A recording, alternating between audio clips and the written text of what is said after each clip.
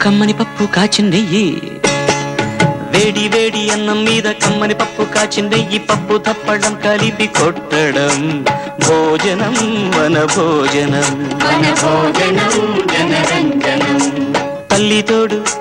పిల్ల మేక తల్లి తోడు పిల్ల మేక ఆలు మగలు అత్త కోడలు బాసు బంటూ ఒకటేనంటూ కలవడం భోజనం వన భోజనం